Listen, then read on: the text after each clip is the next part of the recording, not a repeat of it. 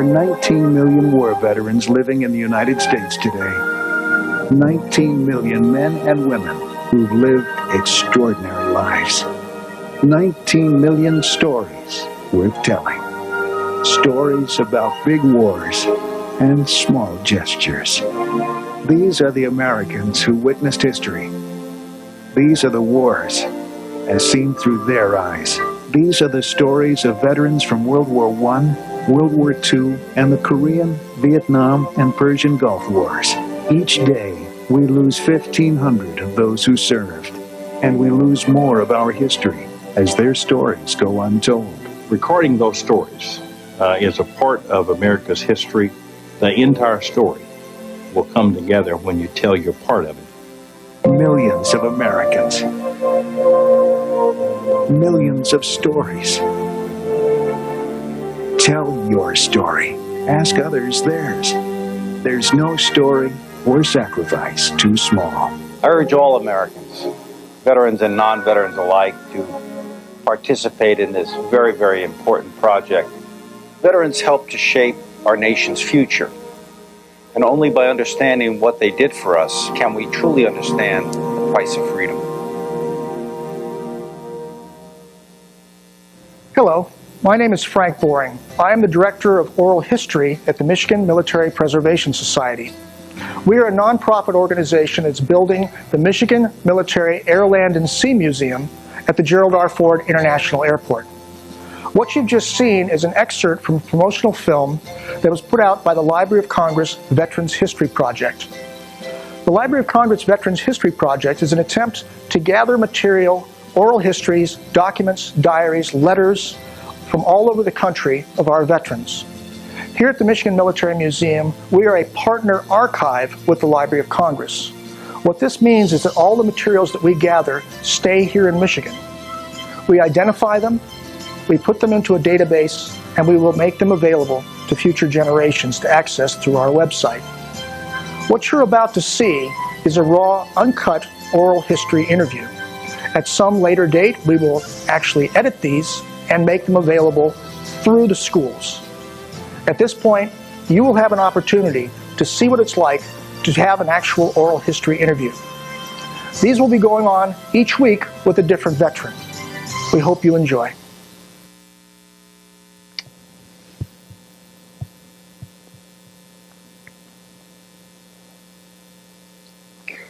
Sam, let's begin with your name, where you were born, and what date you were born. Well, Frank, my name is Gerald Sam Yeiter. I've always had to use the Gerald because that's official, but I'm only known by Sam. And I was born beautifully back in January 2nd of 1918. And right in my own hometown of Lowell. Outstanding. Not in a hospital. And that's where I grew up through high school days. Well, let's talk about your early education. Where did you go to school? Where did I go to school? Elementary school, that period of time. All of that schooling was right in the little village of Lowell. And through all the grades. So this was a building of 4 stories high with lots of school desks and computers and all that kind of stuff, right? In those days, it started in a little small school area before we got into the one time that is from the 9th to the 12th grades. And it was not much more than a 2-story, 2.5-story building. All of that, of course, has been replaced. Yeah. But in those days, it was a very long time ago. Mm-hmm. So what was high school like? This is in a 2-story building, you say? You'd walk to school, or how did... Well, yes, because in those days, there were very few cars, you know.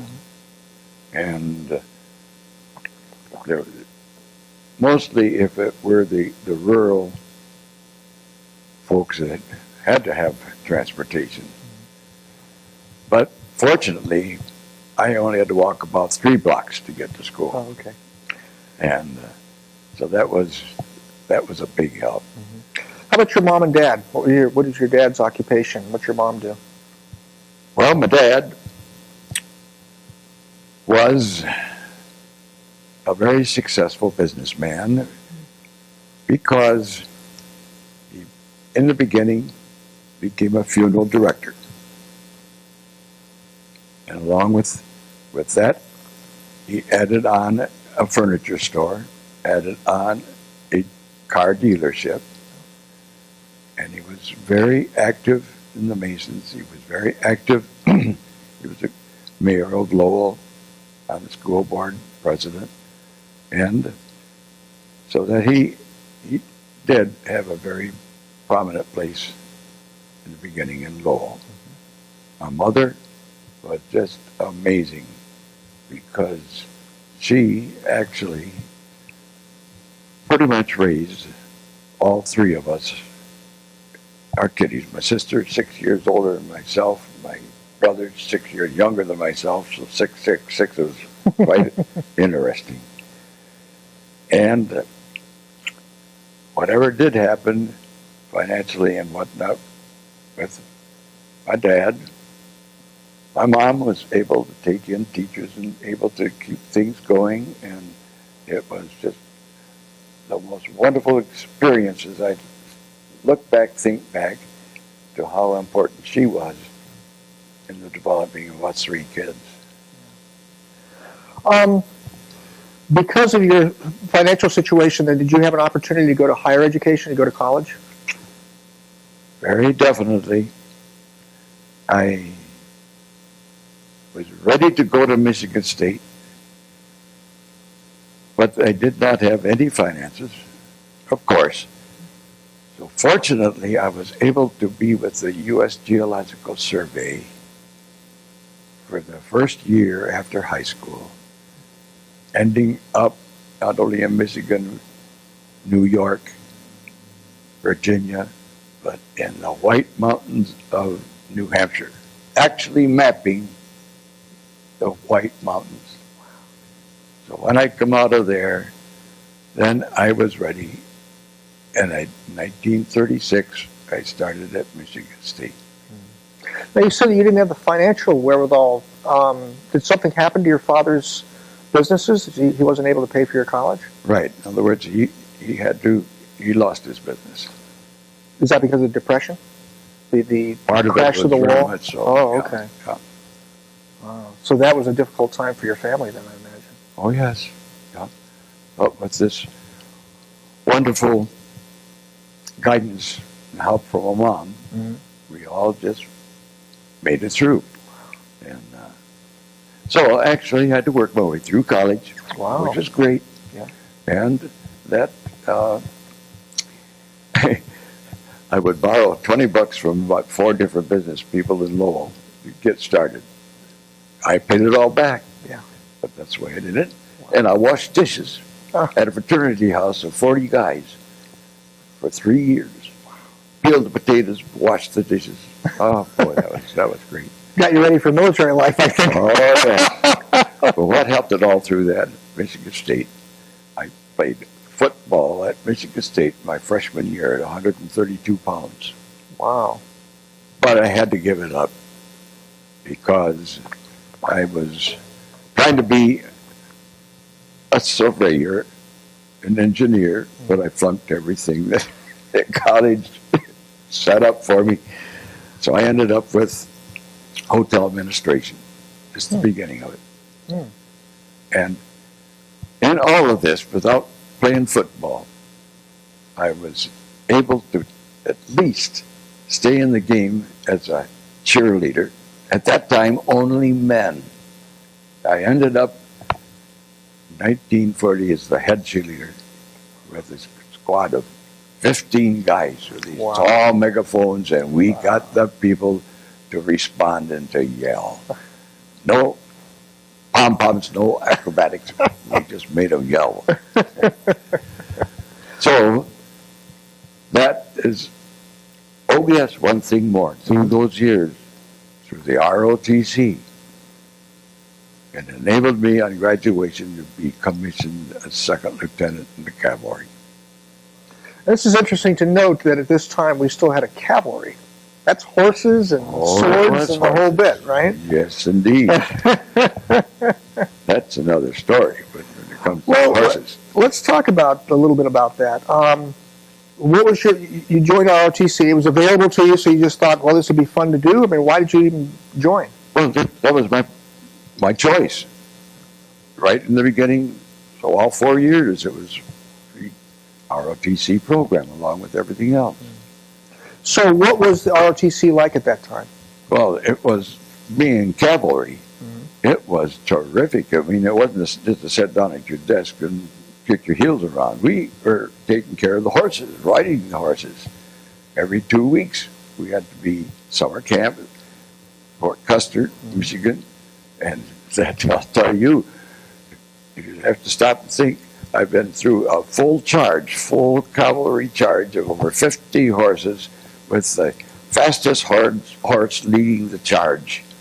And that whole open field is full of chuck holes.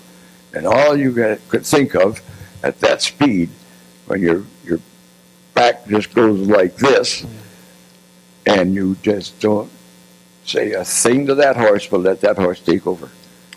And by golly, I'll never forget watching that spread 50 horses wide, full speed. But only 2 other quick stories. Yep. We had to learn how to handle these horses. So the first time was in demonstration hall in the wintertime, where you could ride around like that. So we'd come in, and we couldn't pick our horse. We had to take the horse that we walked up to. Did that, started around casually, began to get into a canter, pick it up a little bit, and all of a sudden, the saddle slipped to the underside of that horse, and that horse was getting panicky, and Frank, I had to jump off. The sergeant hadn't tightened the cinch. Oh, okay, that's first. Okay. And the second time, this was quite an experience because it was jumping. And with the best of courage, I started that horse right for the jump.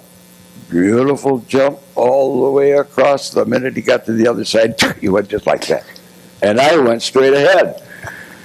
To this day, how could anybody avoid that? So with 4 years of that, with only 2 times off, I think I was pretty happy.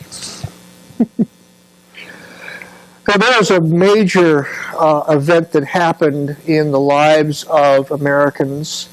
That was the announcement of Pearl Harbor, the attack on Pearl Harbor. Where were you, and what was your reaction to that? As we had just returned, and I say the entire 1st Armored Division, from maneuvers in Louisiana swamp country and in North Carolina, we finally got back on December 6th of 41 with the announcement of Pearl Harbor. Devastating, because we came back to the brick barracks that we were stationed in before, and we were out of those brick barracks into tents immediately and alerted to be prepared to move into very possible combat. Did you have any indication of where you would be going? None whatsoever, other than the fact that we were to go to Fort Dix, New Jersey. And even when we got aboard the Queen Mary, the original Queen Mary, for the first troop ship voyage that Queen took in the North Sea. And even before we got to Ireland, we didn't know it till we got there. Let's backtrack a bit. From the ROTC, you then got into the military itself, into the formal military itself. And let's talk about that transition. When did that happen?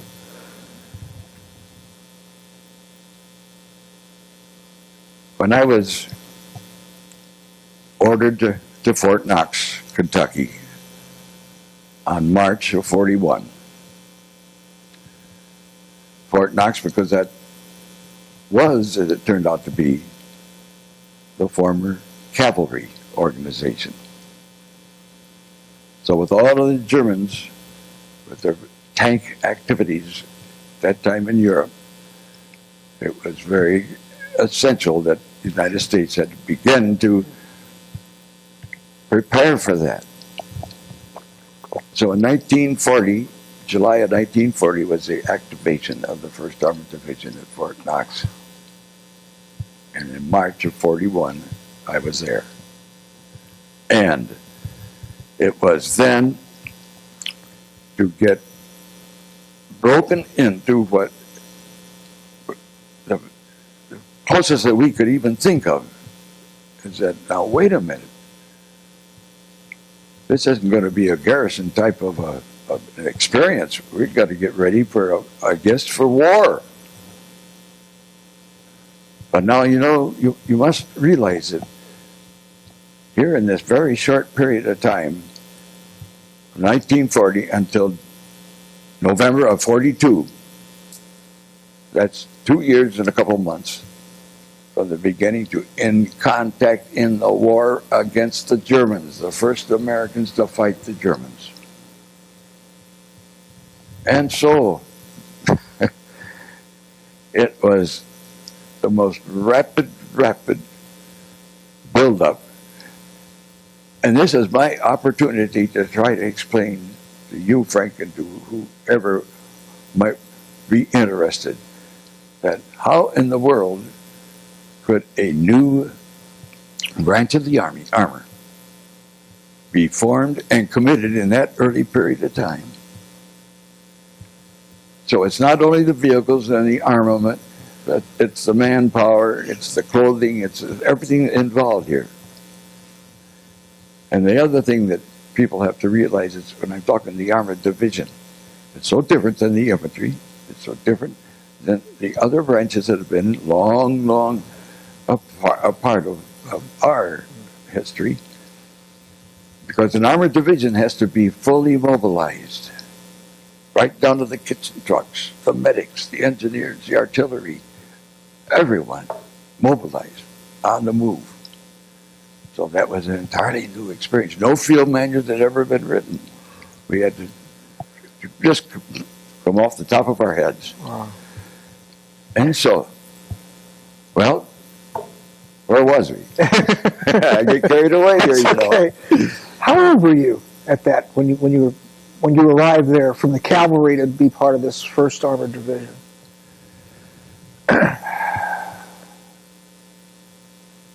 I was 21 years old. And as you ask that, I guess it's the time to tell you that at Fort Knox, before we left to go to New Jersey, Fort Dix, the first sergeant called me into the company headquarters. Congratulations, sir. You are now our company commander. Second lieutenant with 8 second lieutenants then under me.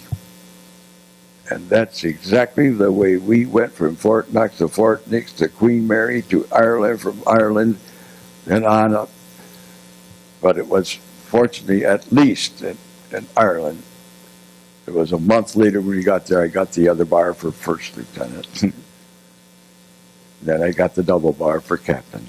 So I could go into combat as the company commander, as a captain. Let me ask you this. I realize, as you mentioned, you're in your 20s. You now have this responsibility. There's a great deal of pride in achieving that. But there's also a lot of responsibility in terms of you're going into combat. You're going to be responsible for men's lives. Was that any consideration at all at that time? It was understandable. But fortunately, I guess this is the point where I can bring it out that at least I'm an Eagle Scout. The first Eagle Scout in the entire Lowell area, way back in 1931 when I was 13 years old. But from that experience, I've thought back to that many, many times. And at the same time, the real wonderful training we got at the ROTC. Good old Captain Taylor, regular Army captain, cavalry. And he really taught us like we needed to know. And so, Frank, I had to look at it this way. I realized exactly what was expected of us in whatever there was in writing. And I was determined that I would do exactly that. I wouldn't ask anybody to do what I wouldn't do myself. And whether I had to take my stand with good old regular Army GIs right up to sergeants, if they could not get ready with us to meet combat, I had to bring them down. And I did. Sir, I'm going to do something I've never done before. I would like to shake your hand. I usually do shake hands with the people that I interview, but I want to shake hands Eagle Scout to Eagle Scout. Well, You did? Yes, sir. 20 merit badges. then you know what I mean. I do, and I'm very touched by that because I have a great deal of pride in the fact that I can say that I'm an Eagle Scout. It was my father that pinned the medal on me, by the way. Great. Let's go to the Queen Mary. The Queen Mary still exists today, and Number 2. people know all about the Queen Mary. But let's talk about your experience there. I mean, you weren't going there on a luxury tour of the Caribbean or wherever it is that they go on the Queen Mary. Tell us about that. First of all, to the best of my knowledge, there was approximately 10,000 aboard that ship. And it was all built up, I guess it was 8 feet high of wooden booths, you know. And that fortunately the Queen Mary had the dining facilities, so that all the 24 hours there were the shifts to feed, you know. And they took the North Sea route to the British Isles and the Ireland. And that was dodging the icebergs. And 2 distinct times they outran German submarines by the zigzagging course that it took and the speed that it had. That exactly got us through. But there were times with that huge big ship that hallways were just like that. You could hardly really walk it. And then it'd come back and then it would go the other way, you know. But that was the North Sea. And the one thing I survived because whoever couldn't handle their stomachs, I would borrow their meal ticket. So I just kept eating and kept eating and kept eating. And I passed the word. Whoever else wanted to do it, they could. Wow. So the chow was pretty good, huh? Yes, it was. That's American. You know, that's Queen Mary. Now, where did you arrive? What was the destination of the Queen Mary? Where did you go? Right to Ireland, okay. North Ireland. And what was the purpose of being there? Because of the necessity to begin our training. Combat training now. Okay. Not the maneuvers back in the States. So in the 6 months that we were there, it was the only chance we had to finally figure out how to use these weapons and how to, with our reconnaissance, different than the others. Let's get into that. Let's actually describe, so we have a visual image of the training. What are we looking at? We're talking about 1 tank? We're talking about 5 tanks? We're talking about jeeps? You're talking about, what are we actually seeing when you're doing these maneuvers? Okay.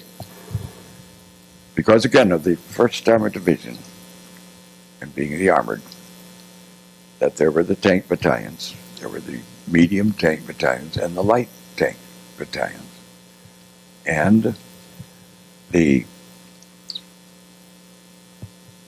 half-tracks were the vehicles that were used that were more flexible, mobile, and so forth, the tanks. But not as secure. They only had a half-inch of armor plate. But the other thing is the Jeep. And going way back to 1941, when I arrived at Fort Knox, I was one of the first to receive the American Jeep. And so, between the Jeeps and the half-tracks, that was what our reconnaissance that we had. And I was prepared mentally, thinking ahead now, reconnaissance. I'm not going to be picking the fights against the enemy to find out who they are, because I'm going to lose my men by so doing it. If I can carry out the orders from the higher headquarters, I'll do it by the sneak and the peek. I'll find a way to get it done without losing a man, and I never did. I lost 3 men in the whole time we were in combat.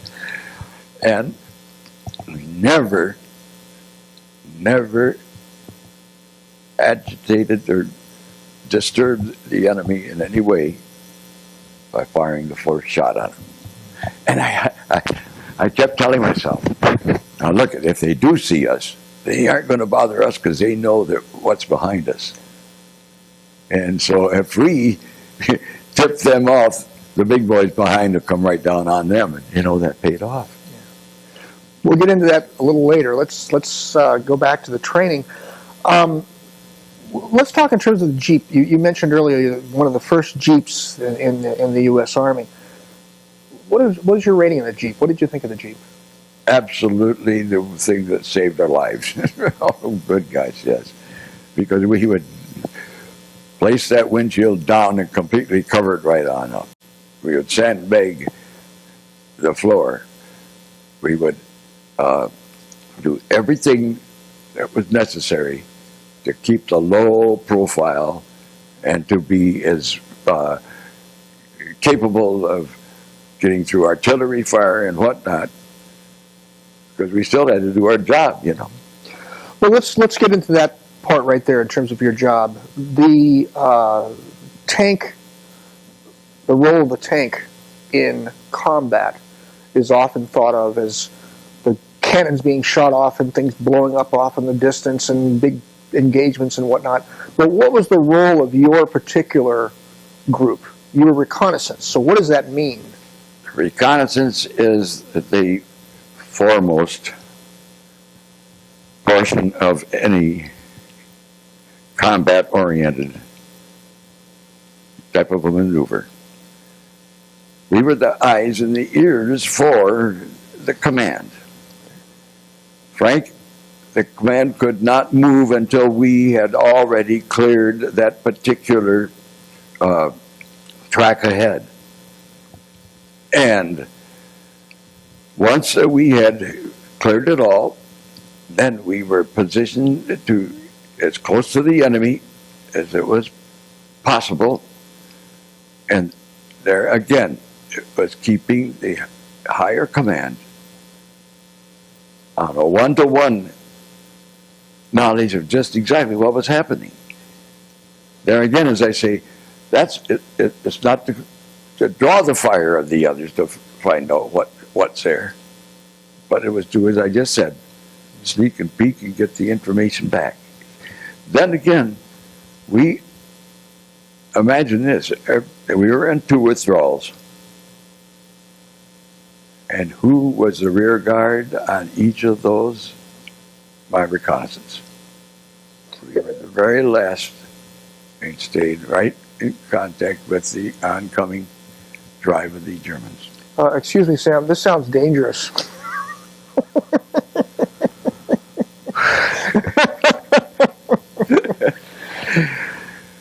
Only as you have a chance to think back. At that time, it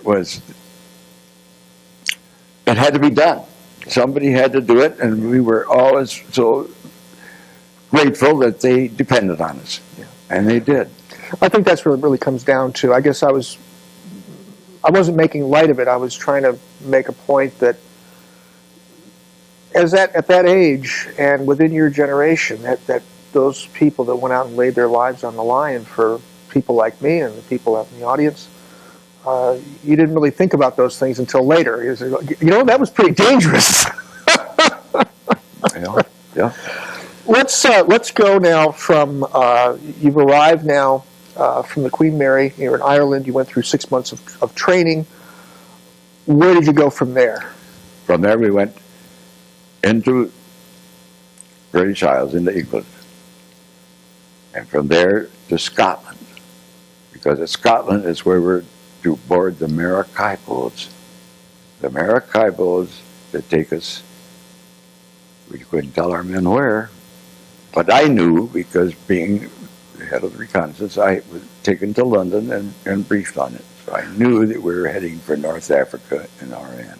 This is very interesting because I've interviewed several veterans from this area that were either infantry or in under you, so to speak, not necessarily you particularly, and they were always said we didn't know where we were going. So you actually were informed. Tell me about London. What happened? You were sent to London to be briefed on where you're going next.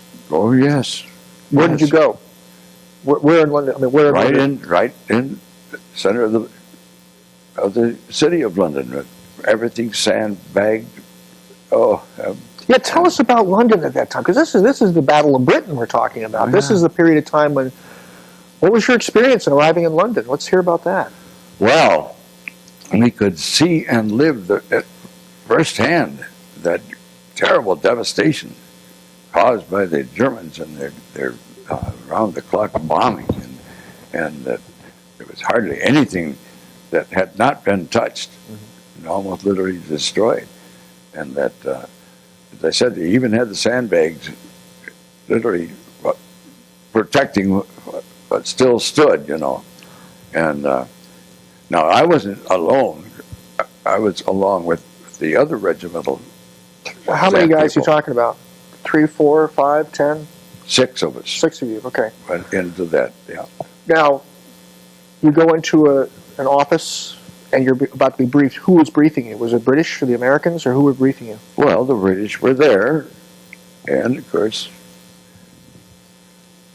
You're all in uniform, I take it. Oh, definitely. Okay. Oh, yeah. It's all salutes and then very formal, okay? Yeah, absolutely. You're sitting down in a room. Was there a map up there? I mean, give us visually, give me an idea of what you're seeing when you walk into this place. Well, you just explained it. Yes, it was a table set down, and there was a large map on the wall. But I can tell you right now, there was not any maps as we got to North Africa other than the Arab maps or the French maps. And we had to go by almost like the crow flies. Wow. But it was, at that particular time, all they could reveal to us was that we would be landing in Oran, Algeria. And that in the full knowledge that the British were driving Rommel and the Desert Fox, beautifully, fully trained, experienced desert fighters, and they were coming right straight towards our Algeria and Tunisia. But that's as far as they could go. And that the next was the arrangements to get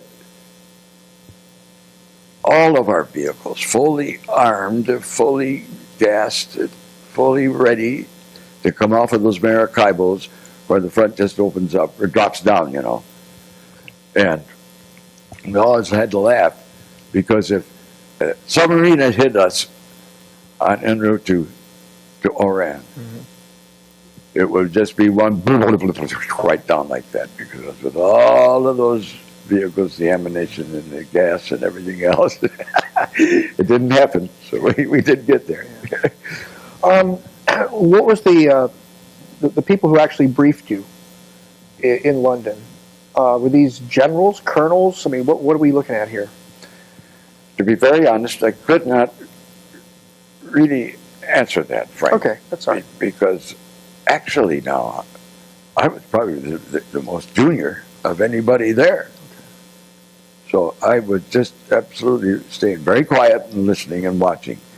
But there were high, in the general ranks that were there. There had to be, because this was pretty doggone important.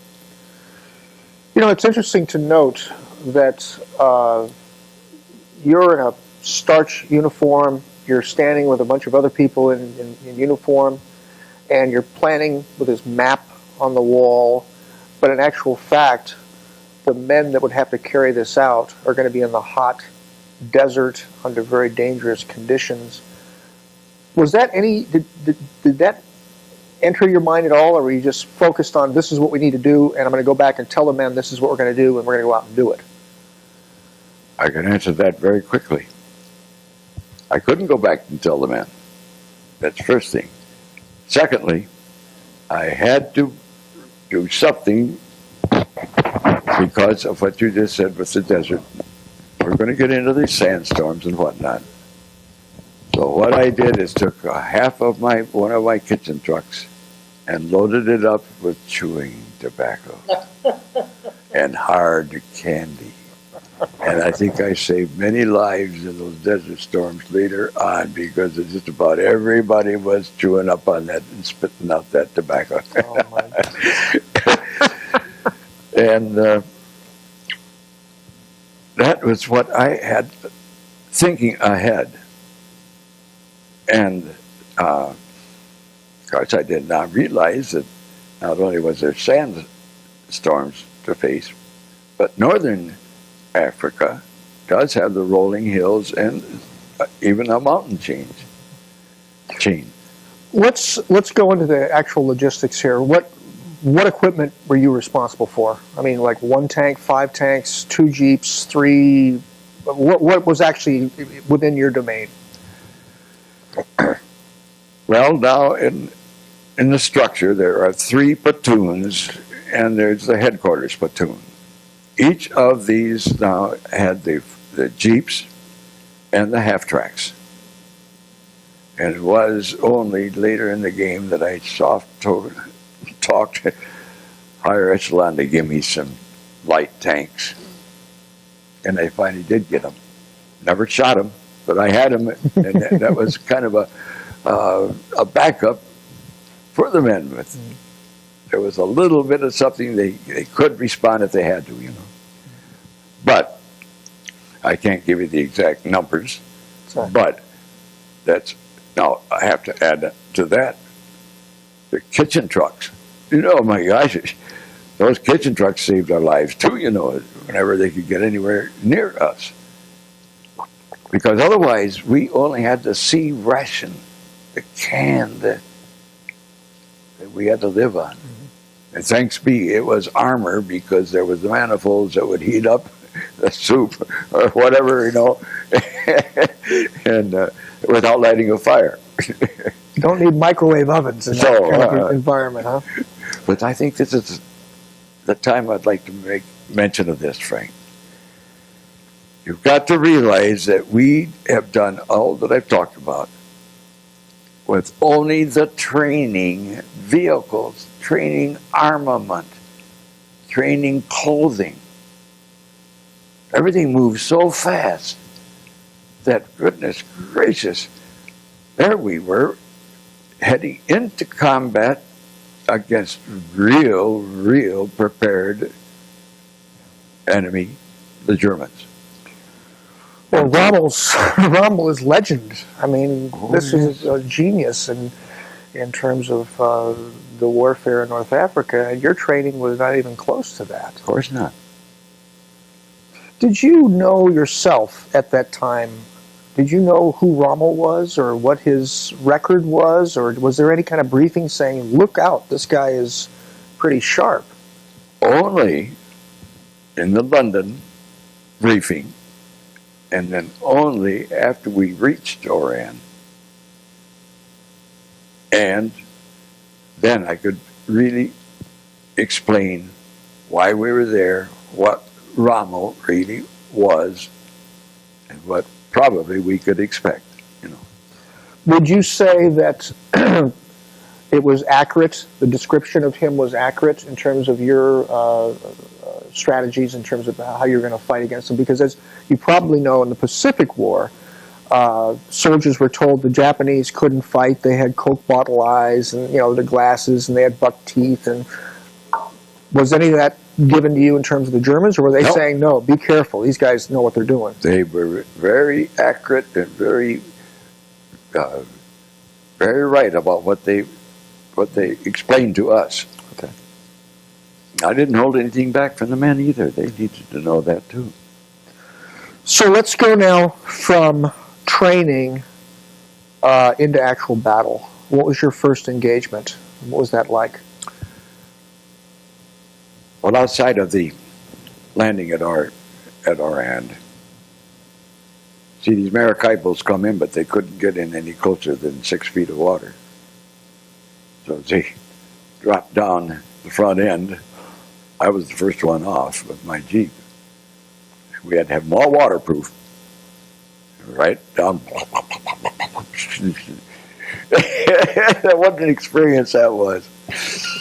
Then we had to get back up and take the waterproofing all off the vehicles and then head to the nearest airport without a map and without a flag. See, we were combat. The rear echelon had time to get us a flag. And so we did get to that airport, and without any problem. And that, in fact, I'll have to tell you this. Year or two later, when I got back into that area, I never could find that road. So how did we get there? But I have to go back one other time. You said when was the first time? It was really while we were still in the Oran area, and my first mission was to clear the perimeter, including the French Foreign Legion. I had to go direct into their full garrison, not knowing whether they are going to accept us or whether they're going to tear us apart. That time I had my American flag flying. And Frank, we actually got through there, beyond there, thanks to me, nobody was there. This story would never have happened if it worked in another way, Yeah. So that was the first real confrontation. Right. That was French. Yeah. And that, now the others, remember, there was 2 days and nights fighting the French, and there was terrible losses on a couple of our transport ships coming in because the French were really fighting. So it was only then, after that 2 days and nights, they decided to join. So we had the French on our side. All we had to then look forward to was the Italians and the Germans. So what was your mission specifically at that moment, at that particular time you're talking about now? What was your mission? What were you supposed to be doing? We already did the French Foreign Legion thing. Right. But back, we got to the airport, and we had to make sure to hold that as best as we could. We didn't have to fight to do it. And that following us, then you see, came the tanks. And they're the ones that went on through and cleared that airport, went right on approaching Oran itself, the city. So that put us again in the rear position. After we got them there, then they went through, then we stayed on behind to clear that. Now, I grew up in a generation of TV shows, and one of them was Rat Patrol, which was the Jeeps in the North Africa with the machine guns and the guys bouncing around. Did you have one of those? Was that completely Hollywood, or is that something that you guys had as part of your group? No, we didn't have it. I know what you're talking about. Yeah. And there are two different times I let the guys follow their suggestion that we ought to have a machine gun on that doggone Jeep. And all right, I let two of the Jeeps try it. I had to talk to the maintenance people and finally got up to somewhat within range of us to mount those doggone machine guns. But why would I let it be on every Jeep when we weren't to be fighting with those Jeeps, you see? But I did as I just said, to satisfy them. At least I was willing to give it a try, you know. Mm-hmm. So these Jeeps were, in terms of the whole theater of the North African campaign, the depiction of the Rat Patrol, these guys going out and fighting with these things, is not really that accurate, then, I take it. Not in our theater. Okay. No, sir. It's too dangerous. That's right. Because the Jeeps are used back and forth for headquarters and so forth. And look at Frank. There was nothing to stop any kind of armament coming in. Nothing like the tanks had, or even the half-tracks had much more than the Jeeps. You know, I think it's important that we point out now, desert warfare compared to jungle warfare, compared to, you know, the invasion of a beach, or compared to going through the hedgerows in France. What is desert warfare like? If there wasn't the desert storms, the sandstorms, it wouldn't be any other than just making sure that you were not going to get hung up and get into a situation where you're hung up underneath and you have to be pulled out to get out of there. And that our experience, our division in the desert, was mainly what I just started with, the sandstorms, and they were vicious. In other words, we didn't have the equipment even to fight it. We had to do with what we had. We did very few goggles to begin with, you know, and but we just had to keep going, even in the blasting of the sandstorms, and that the temperature would get up to 120 degrees, and that meant that every machine gun, every bit of armament was just boiling hot, you know. And I'll be very honest now. Fortunately, we did not engage in that desert combat. What we did do, though, here's another thing that the reconnaissance found out, that we had to form like a cylinder wall, so that as the British were pushing Rommel in toward through Libya, right, coming into Tunisia and Algeria, that we had to be able to stop their oncoming. And this started in the desert. And so help me, how many times I've thought back to this. They moved us to reconnaissance now, because we had our Jeeps and our half-tracks and we could move fast. We would go all night long on top of the previous day under almost total blackout. Not even a matchstick of light, everything masked off. And yet, we would move between 50 miles overnight. But the Germans saw us down here. They saw us up here, but in fact, this fella that we talked about here before, the German officer that was at Kasserine Pass, he himself said, "We never understood. We thought you had far more opposing us than what it turned out to be." And so, to me, that has been a very, very delicate and an interesting experience that happened. Sure. So, after then, Rama got through the desert, back into the rolling hills to the very north.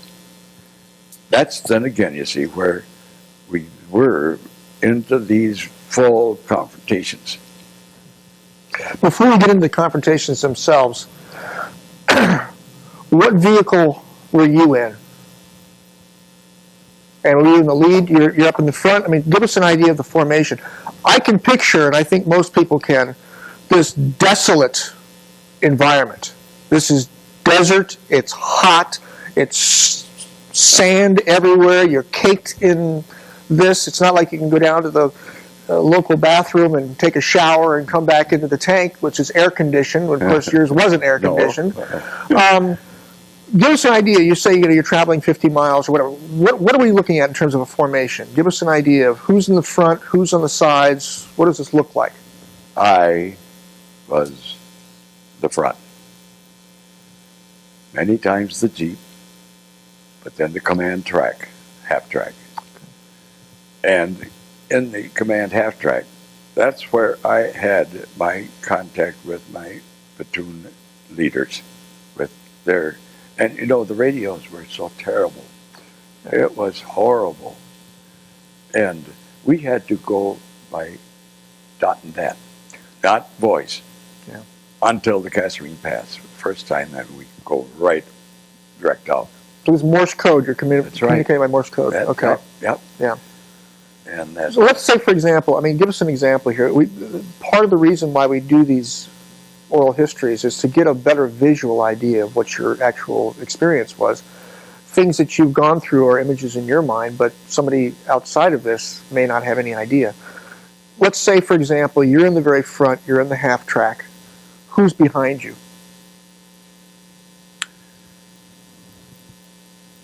where we were actually on a particular routing that it would be in order the 1st platoon, 2nd platoon, 3rd platoon. But otherwise, I had already committed the 3 platoons.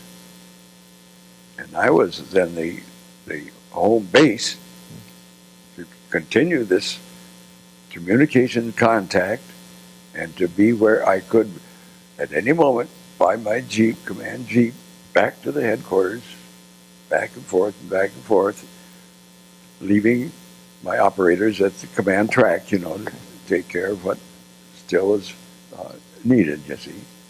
Sam, do you have any idea what was right in front of you? Or your job is to find out what's in front of you, right? Quick answer to that, there was hardly at any time that we weren't in close contact with the German forces. And that I'm trying to think back, and I couldn't say when we weren't or when we were not, but most of the time we were, you see. Did you ever come into a situation where you come up over a knoll and there they are? No. Okay. Because there are other times now, as you ask that. Yeah. There are times that I would have the number 2, 1, 2, 3, the center platoon, actually out ahead, and the other 2 on the sides. And so that could probably happen to them. Okay. But it would not have happened to me. Okay. Let's talk about the Kasserine Pass. what led up to it, and how much did you know about the upcoming battle, and what was your participation in it? Okay.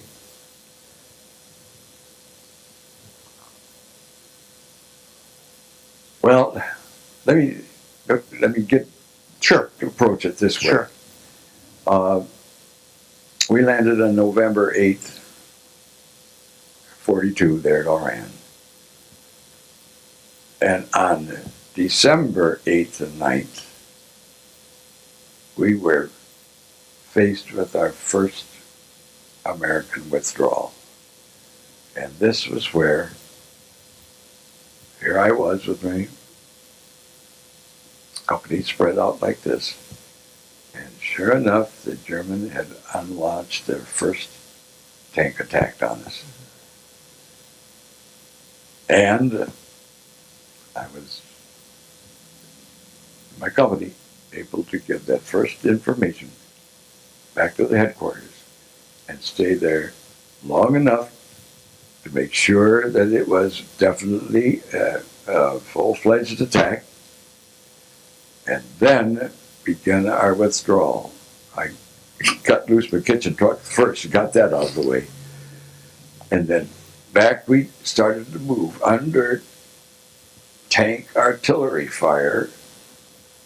They got 2 of my half-tracks, but I made other half-tracks, told those 2 right back out of there and get us all back, because we had no replacements. If we didn't do that, we wouldn't be able to keep our others going. And what absolutely, to this day, never forget it, here there was a whole battalion of light tanks that were in beautiful overlooking positions. They pulled out ahead of me. They got out of there. But I still got everybody back. So, okay, no, but that was way back in December. Mm-hmm. And so, let me just, you brought up another point I think is interesting. Being under attack in the vehicle that you're in, and you're all your men there, give us an idea. That I'm picturing confusion and bombs going off and shells exploding and sand, and it's hot. And how do you keep your head in something like that? How do you keep knowing that you've got the responsibility of all these vehicles and all these people in there, and you got to get them out of there? I can't fathom it, Sam. How do you pull this off? There's only one sensible, logical way to do that, Frank. In other words, the best thing to do is to set the course to get out of there, and you've got to make sure that anytime these rounds are coming in, left or right or over, ahead and whatnot, if you stop, you're just sitting duck. But keep on the move. The faster you can clear it, the safer it's going to be. Because you aren't going to be able to turn around and stop the shelling and stop the firing, you know. And so it is the knowledge that the sooner we get back where our big guys can take over, and which then it turned out to be, you see. Now, you had mentioned earlier that the radios were really defective. They're not very good. You're in full retreat now. You've got 2 half-tracks that have been knocked out, and you're dragging them, basically, right? You've got other... Yeah. How are you telling people how to do this? I mean, they're not just doing it on their own, right? You're orchestrating this whole thing. In other words, even at that very early date, because Gasoline Pass was when we went into the clear. Yeah. But that was an emergency. That was, in other words, what information was going out was just telling the enemy that we're retreating, you know. And that was just a decision I had to make. Yeah. And he never faulted me for it. Well, you got them all out. Yeah, that's right. I mean, but how did you communicate, though? I mean, how did you? I mean, I'm just picturing this movement forward of all this metal and all these men, and there's the enemy over there shelling you and everything. I mean, how are you talking to the various people to get them to make sure to move out of there? Well, again now, each of the platoons has the communication right with the headquarters, me. And that before we were dispatched to whatever, they all knew the positions they're going to be in. Okay. And that the Morse code transactions go back and forth. Because again, we were not picking the fights. Right. See? Right. That's the difference between the others behind the infantry, the tanks, and Right. whatever, you know. And so it there had to be that form of communication. You're going to use hand signals to do it, you know. Let's now move to the Kasserine Pass then. What was that engagement? Your participation in that engagement? Okay. Just prior to that, we had been up in the Oselcha Valley fighting for the French. French had been attacked up there, and they diverted us, and I had my 3 platoons, left, right, center, right smack up that valley, just like that. And there was a battle. Same thing happened there again. We got as far as we could go and right in contact, you know. And that's when the tanks could then move in, with the artillery take over, and then we were able just to slip on back. And when that was all over, we were ordered back down to the approaches to the Kasserine Valley. And I'll never forget this, Frank.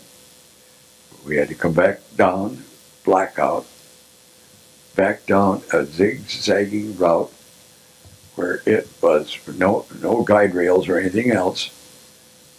And if you went off of that particular track, it was down, oh my gosh, it seems like miles. Yeah. And we got every vehicle down that night. Every single one. This day I just wonder why. But there is when we were then to be positioned enough ahead of the Kasserine Pass itself, because at least our headquarters was aware that Rommel apparently was planning this his final attack. And if he made it through Kasserine, the pass, that would open up the entire Tunisia and the entering him right into Algeria, and that would give him still the control of the Mediterranean area. It would change the course of the war, Oh, too. it certainly would. Yeah. So, what then happened? Sure enough, the very first reports was right from us, back to the headquarters. And as they started that attack, we just had to fall back ahead of it. And I lost one full track, but the men were hit. I got all those men on my command track to get them out of there. Yeah. And so let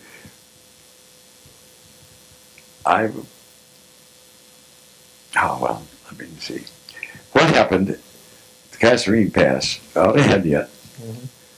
Old Pop Gardner with his medium tank battalion was in a turret defilade in the dry wadi, you know. What do you, I don't understand that. Well, turret defilade, yeah. The whole tank is down in the wadi, and only the guns are showing. Showing. Okay, all right. And as this attack, full-fledged attack, armor attack, approached. This is shells going off. This is Well, dirt being blown up.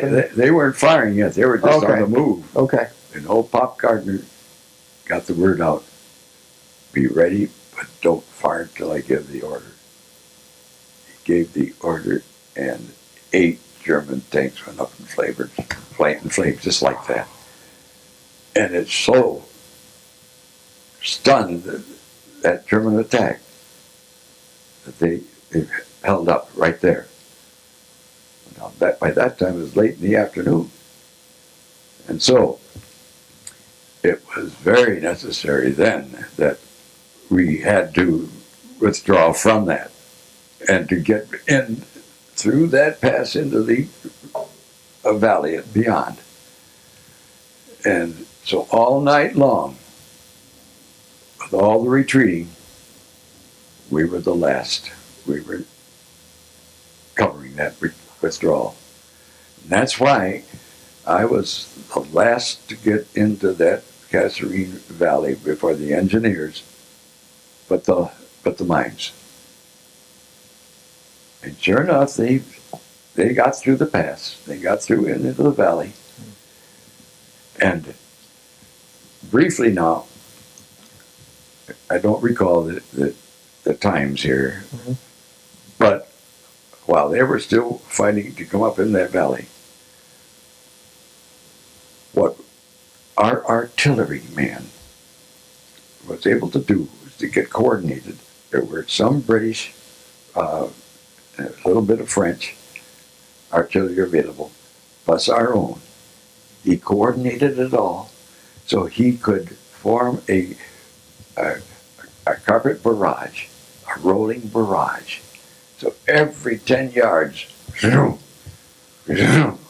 nothing alive could withstand that, you see. And it did. It drove the Germans right through that pass.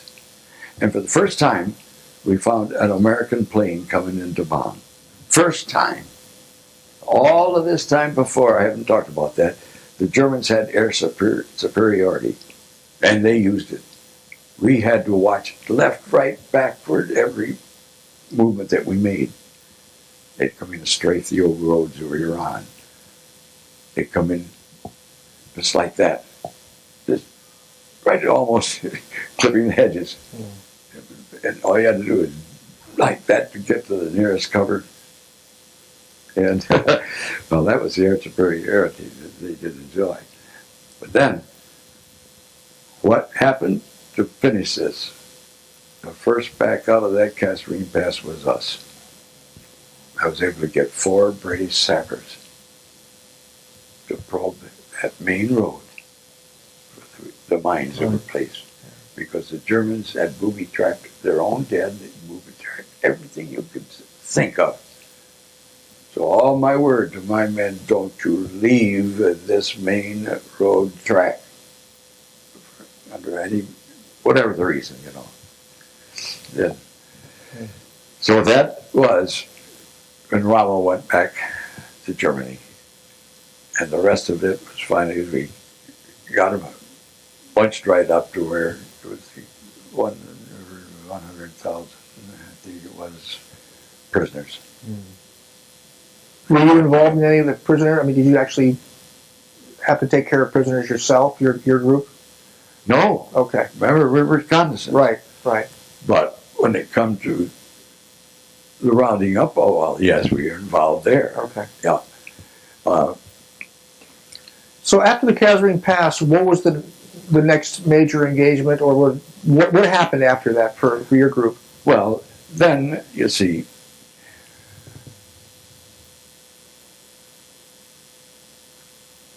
the Germans began to bunch up, form back up to the northeast corner up there.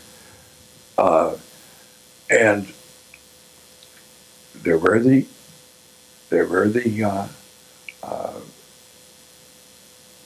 battles. And I'm glad you asked that, because here comes another instance. Here we were, reconnaissance, as I've told you. Sure. But on this particular attack, we became infantry. And we had to take up this doggone hill as a part of the attack strategy. And that's, son of a gun, we lost one of my men. Did lose one. But, yep, they did it out of their vehicles, right on the ground and right on up, you know. And that it was kind of ticklish, I say, at that time, because we knew that we had them. We knew that they were certainly ready to give up. We didn't want any more casualties, but yet we had to keep going, and that we did. And so, Sam, you had mentioned earlier that the entire time, you only lost 3 men, which is commendable. You just mentioned the one in the infantry attack. How did the other 2 get killed? the other 2, one was, I remember his name, Smart, and that was when, that was in that withdrawal, that back in December 8th and 10th. And we just never heard from him again. I had hoped that he would, eventually he would turn up as a POW, but no, that never did happen. Was he in a Jeep or a vehicle and then just disappeared? So he went out somewhere and never came back, in other words. Well, he was caught up in the withdrawal, right. You see. And I don't know what he had at the time. The other fellow was a top-notch mechanic, GI. And he just got caught under one of the artillery barrages. And the only officer was with his Jeep. In fact, he was the one that reported back the tracks of a Tiger tank, the German Tiger tank, which the track is this wide, and it has the 88 millimeter gun and 1 foot of armor. And but he got it there. And every leader has to take the responsibility of it. But Sam, considering the amount of danger you and your group were in, it's really quite commendable that only 3 were lost.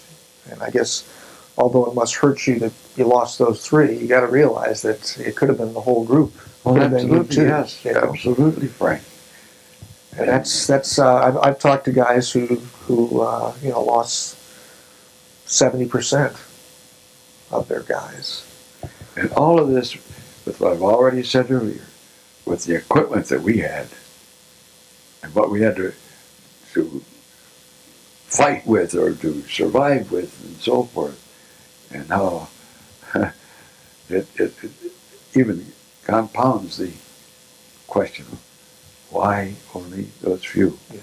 Well, I have to think back before we lose it. Sure. Somewhere along the line, when the rear echelon got up to us, I begged it to be deloused. My whole company was just, you wouldn't want to live with us.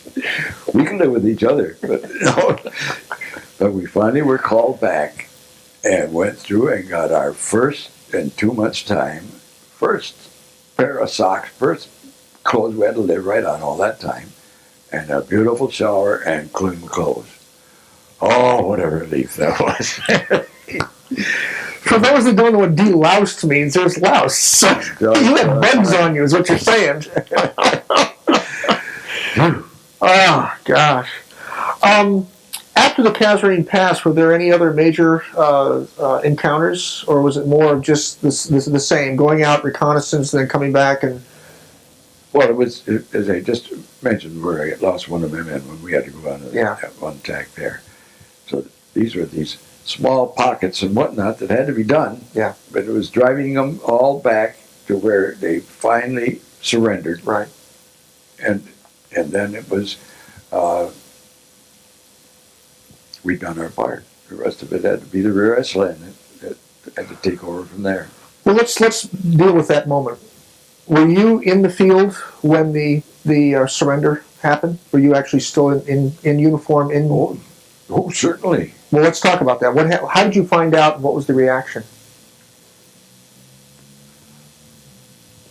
Well,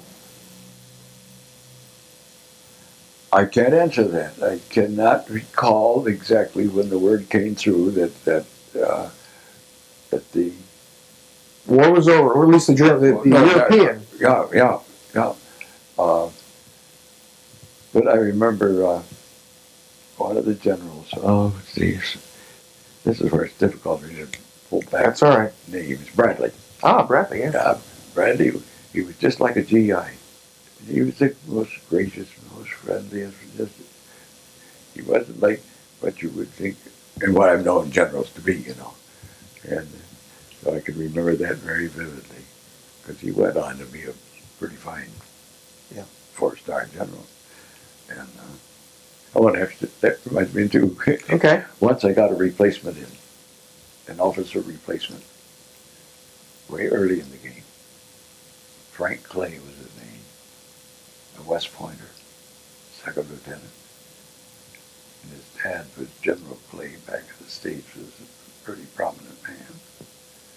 But even with that kind of a backup, I put Frank right in line with the other platoon leaders and got him roughed up pretty doggone good. But he survived. But you know what? He came out of it all as a brigadier general. Wow. And there was a regimental, 13th Armored Regiment, gathering back at Fort Knox, where he was to be honored as the commander. And he put me right up on the reviewing stand, right along with him. And he says, he never forgot how I really worked him over good. It's the best thing that ever happened to him, he said. Oh, geez. Now, you mentioned Bradley. For the students watching this, it's a name and it's a picture in a history book. What was your actual encounter with Bradley? I mean, you said some very complimentary things about him. Did you actually meet him? Did you get a chance to see him? Oh, that's exactly what I'm speaking of. In other words, as we were walking around, and by this time we had the fencing in to hold all the prisoners inside. But I was able to chat just briefly with him. Mm-hmm. That's why I knew he was so, not like the hard-nosed generals a lot of them could be, And it was, I can remember that as he went on up, became a very high-ranking general, I have, as you know, interviewed quite a few of the Flying Tigers about Claire Chennault, their leader, and they said that immediately they could tell that this guy was a leader. This is a guy that they could listen to, they could trust. Did you feel that way about Bradley when you met him? Being exactly the way that it was, at that time this was over, the fighting was over, And that all that was ahead was our returning back out of Tunisia all the way back to Rabat on the other side. And so, no, that didn't occur to me then. You mentioned the wiring around for the prisoners then, so you're literally gathering thousands, I would imagine, of German prisoners, okay? Their arms have been, their guns have been taken away from them and whatnot. You're herding them into an area, you're putting fencing up, the troops are putting fencing up and whatnot. So what was your responsibility there? Just basically to make sure that they don't do anything stupid? At that stage of the game, Frank, that's where the rear echelon people completely took over. Okay. We, the combat folks, were getting our troops back into our own little areas, and that knowing that we had then to go all the way back across Right. to the Cork Forest there in Rabat, which turned out to be. Yeah. What was your impression of the German soldiers? I mean, the captured ones. I mean, they were young, they were old, they were. What did you see? They were a bunch of tired men, and they were all of that. They were the young ones, and I don't remember too many on the real old side, because I think by this time, where they'd come as far as they had, fighting all the way across with the British, that it was the strongest and the youngest that could survive all of that, and that thanks be we did not run into any SS guys or any the group type of people, and that I can answer your question. They were relieved. They were mighty happy that for them this was over. Yeah. How did you get? Did you opt to stay in the military? Did you opt to get out at the end of your term? What did you decide to do? Well, now this was still in.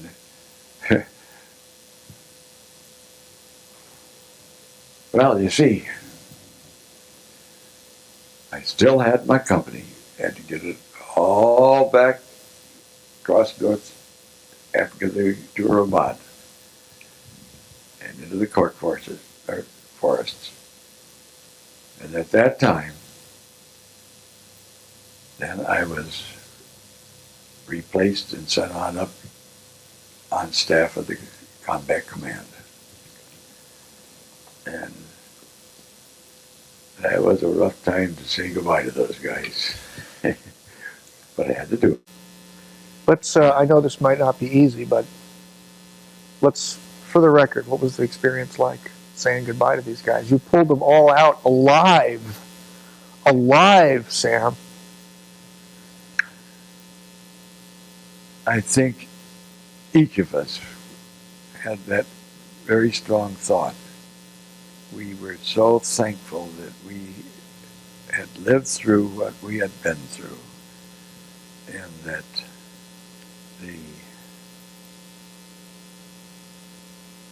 my lieutenants all made it through, you see. And they were still second lieutenants. They finally ended up as first lieutenants. And that I went on into Italy as a captain yet. But I do remember the last formation out in this open field. And you know what these guys did? I got it at home. It's a knife. One of these knives encased. And they had it engraved. Captain Sam Yeiter.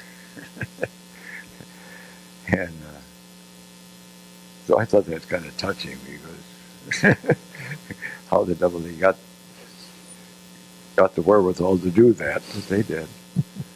And One of the few things that they got away with you didn't know about, I imagine. yeah, that's right. That is sure right. Yeah. So now you're on the staff. What was that experience like? Entirely different.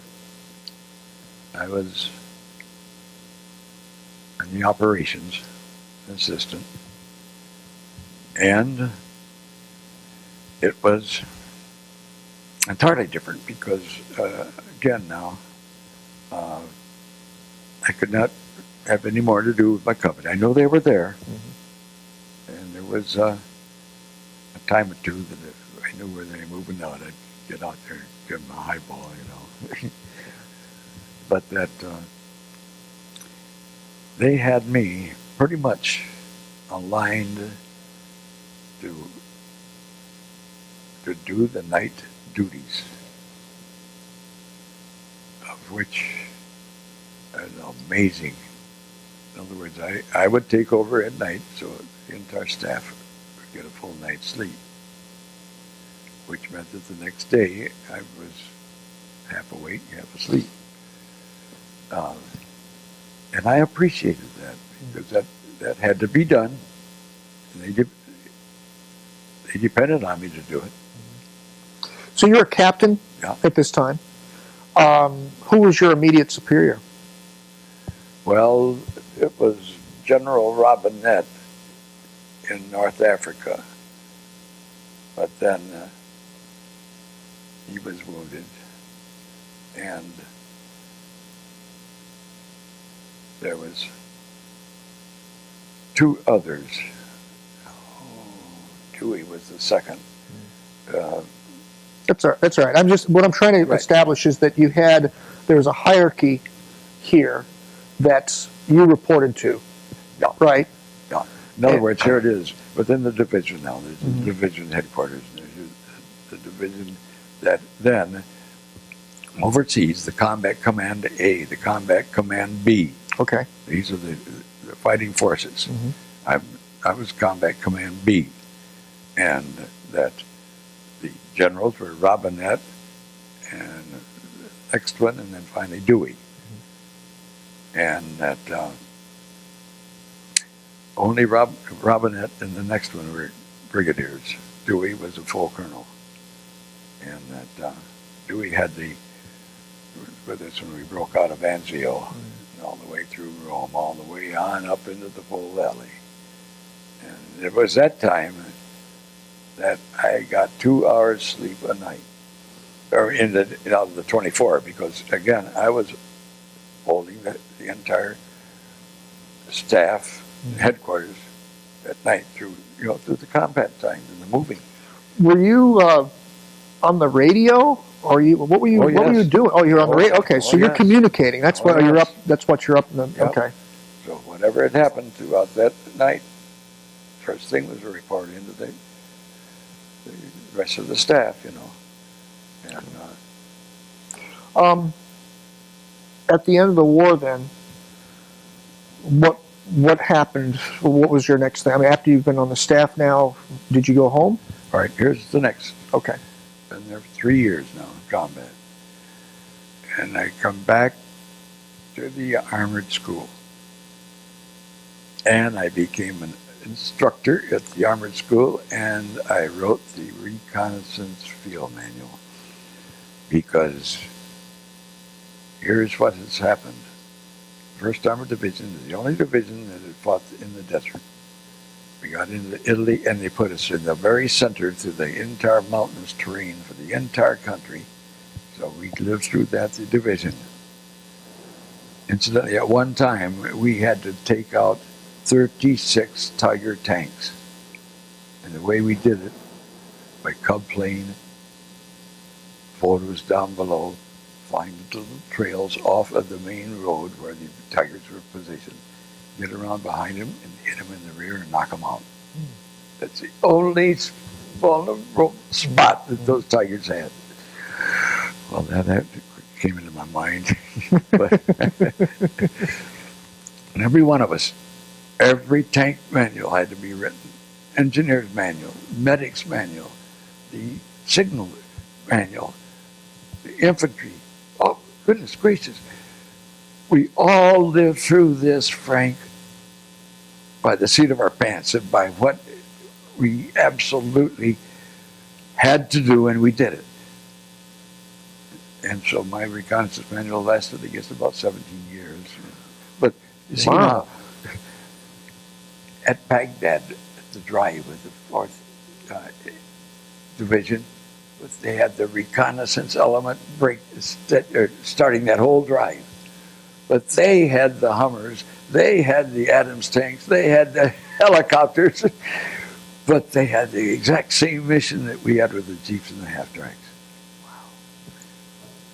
So you see, the manuals had to change because it was up there. I think I know of at least 15 armored divisions before everything. 17 years is a pretty good run for a book. Do you have a copy of that? Just one. Yeah, that's all right. You hold on to that. I'd love to see it someday. I would just like to see it. What wound up your military career? Did you end up coming back to Lowell, or how did you get back here? After my armored school time there, I decided, okay, I'm not going to try to be a general. I've seen enough of that. I think I'll just give it a try back into the business world. Which then I did go back to Michigan State. Did you have a sweetheart at that time? When I got back in 1945, at the same time I got back, I had a month's delay en route before I had to report back in. And that's when I married my school day friend. Her name was Yeiter, of which we went 49 3/4 years before she finally had to give up with her cancer. But yeah, that was right. But after I got my college extra term in there, I went to work in a hotel, and they really worked me over. Almost broke my back. So I had to come back home to recover from that. But then all of a sudden they recalled me as a major now. As a major, they recalled me and sent me to Greece to relieve a lieutenant colonel infantry officer to send into Korea. Because armor was more needed in Greece than Korea. So for 1 year, I was stationed in Salonika, northern Greece. There's only three of us Army officers up there, 300 in Athens. But I put in 36 field trips with the Greek Army. I had to teach the generals Army tactics. And I did it in the sand and rocks. After that year, I was sent right on up to Salzburg, Austria, into intelligence, G2. And so for the next 2 years I was in Austria, and that's where we adopted our boy and our girl from Germany. So then after that I decided, well, that was my 3 years. This time I am going to try for the business world. And that's when we did come back with the kiddies. And then everything else was in selling. Usually when one of the last questions I always ask, given your experience in the time of war, what did that do to benefit the rest of your life? Was there something that happened during that period of time, or was there something you learned during that period of time that gave you the experience, the courage, whatever it is, to go through the rest of your life? One thing foremost is that I was so grateful, Frank, for what now we have kind of talked about, and all that the experiences, and all the lessons learned there, that it assured me that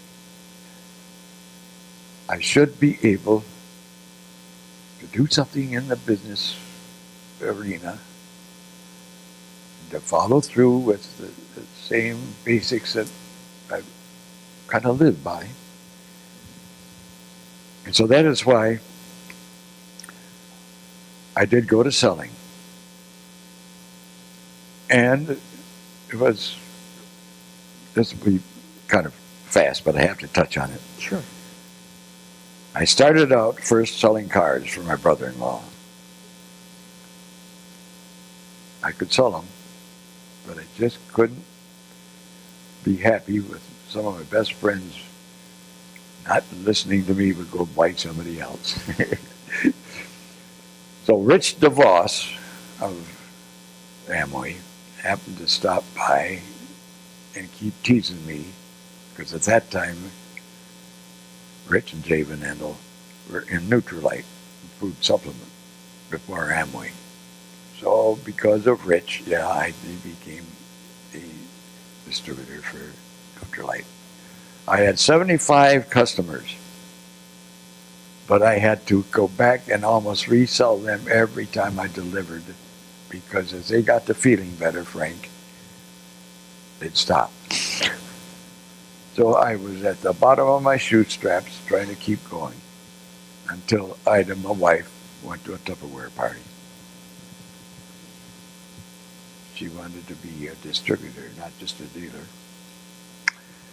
1 month later, after she borrowed $10 from her mother to get the starting kit, I just watched things happen.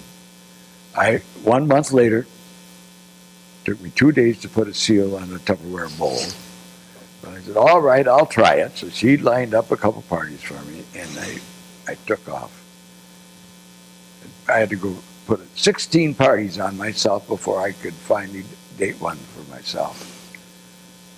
But I decided, Frank, when I tried to do a Nutrilite with one-on-one with the Tupperware home party, that was reaching people for the same time and immediate return. And I said, all I've got to do is have a better time than anybody else at that party. I guess I can make it. And I did. I made myself laugh. And I was putting on 8 to 9 parties a week. And a couple of Tupperware staff guys that happened to come through to check up on what was happening. And they talked Hamer Wilson, the president of Tupperware, to bring me on the staff. And he did. Went to Orlando for 2 years on the Tupperware staff. I was able to get back to Grand Rapids as a distributor, which I did. I'd had enough of that traveling, crisscrossing the country, as a sales counselor. And for 32 years, I was right there in Grand Rapids, building up to 500, 600 dealer count, 40 managers, 40 cars, and just the most wonderful, wonderful selling experience. So I retired from Tupperware, the franchise, at the end of '92, stayed on as the president of the alumni for 6 years. And now I really am retired. I got news for you, Sam. The Michigan Military History Museum, which I have talked to you about, is going to actively want to get you involved in this, especially after this interview. You may not be retired anymore. We can't pay you, but we certainly can use your experience. Sam, it's been a real pleasure. Thank you very much. I really it's only appreciate it. because of you that this has been so easy for me. Thank you, sir. I'm glad to hear that. I'm very glad to hear that. The following Oral Military History Project is a series of documentaries in association with the Lowell area men and women who proudly served and sacrificed part of their lives to preserve the opportunities for all of us to build our businesses and raise our families under a blanket of freedom. For reservations and more information, contact the Lowell Area Historical Museum at 616-897-7688.